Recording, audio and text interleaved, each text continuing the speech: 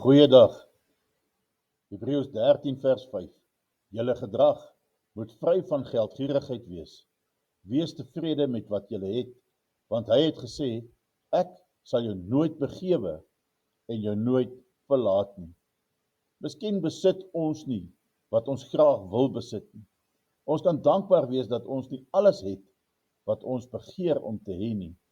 God weet wat en hoeveel vir ons die beste is. Ons behoort daaraan te dink dat dit die Here is wat ryk en arm maak. En ons behoort nie alleen tevrede met ons lot te wees nie, maar ons daarin te verheug.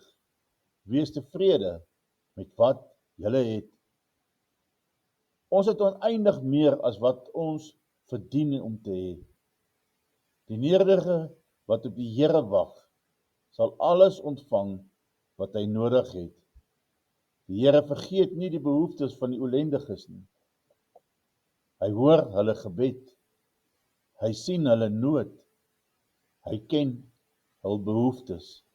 Soos Dawid sê in Psalm 9 vers 19, want die behoeftige sal nie vir altyd vergeet word.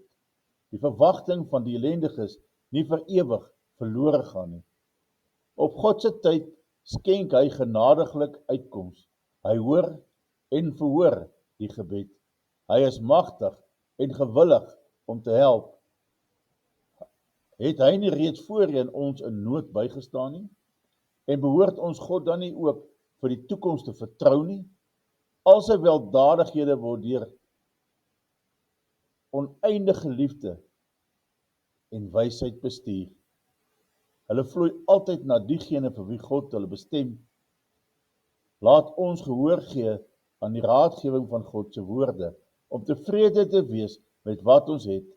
God sal ook vir die toekoms sorg. Nie dat ek dit uit gebrek sê nie, want ek het geleer om ver genoeg te wees met die omstandighede waarin ek is, het Paulus geskryf in Filippense 4 vers 6. En dan sê hy verder in vers 19, en my God sal elke behoefte van julle vervul na sy rykdom in heerlikheid deur Christus Jesus. Moenie huislike sorge jou laat vrees nie. Vertrou op God en wees gerus. Werp al jou bekommernisse op die Here.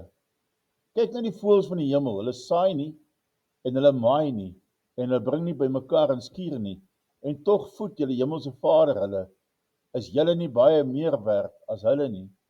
En Jesus sê ook in Matteus 6 vers 30 tot 33, as God dan die gras van die veld wat vandag daar is en môre 'n oond gegooi word, so beklee, hoeveel te meer vir julle, klein gelowiges. Daarom moet julle jul nie kwel en sê, wat sal ons eet, of wat sal ons drink, of wat sal ons aantrek nie, want na al hierdie dinge soek die heidene, want julle hemelse Vader weet dat julle al hierdie dinge nodig het. Maar soek eers die koninkryk van God en sy geregtigheid, en al hierdie dinge sal vir julle bygevoeg word. Dankie Vader dat U na ons behoeftes omsien. Dankie dat ons ontvang het hier aan presies wat ons nodig het.